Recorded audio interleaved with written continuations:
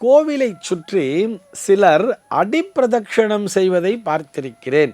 அதனுடைய பலன்கள் என்ன, அதனுடைய தாத்பரியம் என்ன? ஆத்ம பிரதட்சிணம்னு சொன்னா நம்மை நாமே சுற்றி கொள்வது. அங்க பிரதட்சிணம் என்பதை பெண்கள் செய்வதை சாஸ்திரமானது ஏற்றுக்கொள்ளவில்லை. இன்னைக்கு நம்ம என்ன பார்க்க போறோம் சொல்லி பார்த்தோம்னா, கோவிலை சுற்றி சிலர் அடிப்பிரதட்சணம் செய்வதை பார்த்திருக்கிறேன். அதனுடைய பலன்கள் என்ன, அதனுடைய தாத்பரியம் என்ன அப்படிங்கிற ஒரு கேள்விக்கான விடையைத்தான் பார்க்க போகிறோம். சாதாரணமாக பிரதட்சிணம் பண்ணுறோம் அப்படின்னு சொல்கிறோம் இல்லையா, ஆலயத்தினை வலம் வருகிறோம்.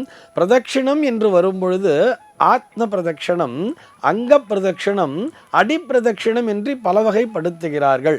ஆத்ம பிரதட்சிணம்னு சொன்னால் நம்மை நாமே சுற்றி கொள்வது. யானிகானிச்ச பாபானி ஜென்மாந்திர கிருதானிச்ச தானி தானி வினஷ்யந்தி பிரதட்சிண பதே பதே என்று சொல்லி மந்திரத்தை சொல்லி தன்னைத்தானே சுற்றி வணங்குவார்கள். ஏன் தன்னைத்தானே சுற்றி கொள்கிறார்கள் என்று சொன்னால், தனக்குள்ளாக இருக்கக்கூடிய அந்த இறைவனையும் சுற்றி வணங்குகிறேன் என்பதுதான் அதற்கான பொருள். இது ஆத்ம பிரதட்சணம் சொல்லுவார். ஒரு சில பேர் என்னுடைய அங்கங்கள் முழுவதும் உனக்கே சமர்ப்பணம் என்று சொல்லி அந்த அங்க பிரதட்சிணத்தை செய்வார்கள் தெரியுமா. அப்படியே குளிச்சுட்டு ஈரத்துணியோடைய ஆலயத்தினுடைய அந்த பிரகாரத்தை அங்கங்கள் பட, அந்த பூமியின் மீது தன்னுடைய மொத்த அங்கங்களும் பட அப்படியே சுற்றி வருவார்கள். இது அங்க பிரதட்சணம்னு சொல்லுவார். ஆனால் அடிப்பிரதட்சணம் அப்படிங்கிறது மிகவும் விசேஷமாக பார்க்கப்படுகிறது. இந்த பிரதட்சணம் செய்யும் பொழுது ஒவ்வொரு அடியாக ஒரு அடி வச்சு அடுத்தது அடி அப்படியே ஒட்டி ஒட்டி வச்சுட்டே வருவார். இதன் மூலமாக என்ன நடக்கிறது அப்படின்னு சொல்லி பார்த்தோம்னா, மனமானது அந்த இடத்திலே ஒருமுகப்படுகிறது. அடிப்பிரதட்சணம் செய்யும் பொழுது அந்த பூமியை பார்த்தவாறே, அந்த பூமாதேவியை பார்த்தவாறே ஒவ்வொரு அடியாக எடுத்துக்கொண்டு வருவார்கள். இப்படி வைக்கும் பொழுது அவர்களுடைய சிந்தனையானது அந்த இடத்திலே ஒருமுகப்படுகிறது. அங்கே என்ன நினைக்கணும்னு சொன்னால், இறைவனின் பால் முழுமையாக அந்த ஈடுபாடு என்பது வந்துவிடும். ஆட்டோமேட்டிக்காக வேறு எங்கேயுமே கவனம்ங்கிறதே போகாது இல்லவா.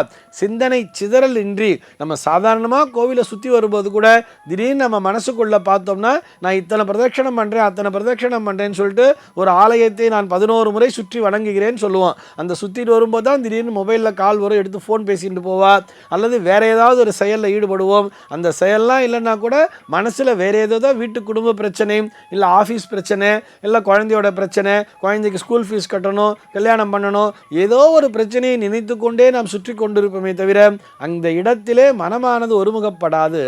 ஆனால் அடிப்பிரதட்சணம் செய்யும் பொழுது ஒரு அடி கூட நம்ம மிஸ் பண்ணிடக்கூடாது அப்படிங்கிற அந்த கான்சன்ட்ரேஷனும் இருக்கும்.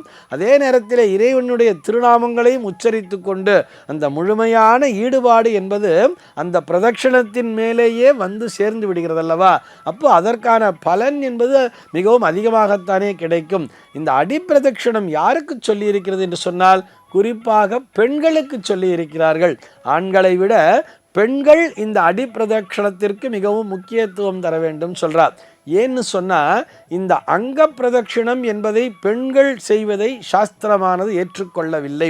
அங்க பிரதட்சிணம் என்பதை, அதாவது உடம்பிலே அந்த ஜலத்தினை கொட்டிட்டு ஈரத்துணியோட அந்த ஆலயத்திலே தன்னுடைய அங்கங்கள் முழுவதும் பட அப்படியே பிரதட்சிணம் பண்ணுறா இல்லையா, உருண்டு பிரதட்சிணம் பண்ணுறா இல்லையா, இதனை ஆண்கள் தான் செய்ய வேண்டும் என்று நம்முடைய சாஸ்திரமானது வலியுறுத்துகிறது. ஏன்னு சொன்னால், நமஸ்காரம் பண்ணும்போது கூட சாஷ்டாங்க நமஸ்காரம் சொல்லுவார். அந்த சாஷ்டாங்க நமஸ்காரம் என்று நம்முடைய உடம்பிலே இருக்கக்கூடிய 8 அங்கங்களும் அப்படியே பூமியில் படுற மாதிரி நமஸ்காரம் பண்ணுறது ஆண்கள் மட்டும்தான் பண்ணணும். பெண்களுக்கு எப்படி கொடுத்துருப்பான்னு பார்த்தோம்னா, அந்த கால் முட்டியை கீழே வச்சு பஞ்சாங்க நமஸ்காரம் என்று தான் சொல்லியிருப்பார்கள். பெண்கள் அப்படித்தான் நமஸ்காரம் செய்ய வேண்டும். சாஷ்டாங்க நமஸ்காரத்தை பெண்கள் செய்யக்கூடாது என்று சொல்லி இருக்கும் பொழுது, அங்க பிரதட்சணமும் அதே போல தானே, அங்கங்கள் முழுவதாக, பெண்களினுடைய அங்கங்கள் முழுவதாக அந்த பூமாதேவியின் மீது படக்கூடாது அப்படிங்கிற சொல்லியிருக்கா. ஆக அவர்கள் எப்படி இந்த அங்க பிரதட்சணம் செய்த பலனை பெண்கள் அடைய வேண்டும் என்று சொன்னால், அந்த அங்கங்கள் முழுவதும் அந்த பாதங்களிலே சேருகிறது. அந்த பாதங்களின் மூலமாக நீங்கள் அடிப்பிரதட்சணம் செய்யும் பொழுது அந்த அங்க பிரதட்சணம் செய்த பலனானது கிடைத்து விடுகிறது. அதுவும் எப்படி தெரியுமா, 8 முறை அங்க பிரதட்சணம் செய்த பலனை ஒரு முறை அடிப்பிரதட்சணம் செய்தாலே சேர்ந்து விடுகிறது என்று நம்முடைய சாஸ்திரமானது வலியுறுத்தி நிறைவேற்றுகிறது. ஆக பெண்கள் அடிப்பிரதட்சணத்தை செய்ய வேண்டும். அப்படி அடிப்பிரதட்சணம் செய்யும் பொழுது நம்முடைய மொத்த அங்கங்களும் அந்த இடத்திலேயே வந்து சேர்ந்து விடுகிறது. ஒரு அங்க பிரதட்சணம் செய்த பலனானதும் கிடைத்து விடுகிறது. மனமும் சிந்தனை சிதறலின்றி அந்த இடத்திலே ஒருமுகப்பட்டிருக்கிறது. அதன் மூலமாக முழுமையான பலன் கிடைக்கிறது என்பதுதான் அதற்கான தாத்பரியம். இது போன்ற சந்தேகங்கள் உங்கள் மனதிலே தோன்றலாம். உங்கள் மனதிலே தோன்றக்கூடிய சந்தேகங்களை கீழே உள்ள வாட்ஸ்அப் எண்ணிற்கு அனுப்புங்கள். நம்முடைய அர்த்தமுள்ள ஆன்மீகம் பகுதியில் அவை பற்றி விரிவாக விவாதிக்கலாம். சர்வே ஜனாः சுகினோ பவந்து.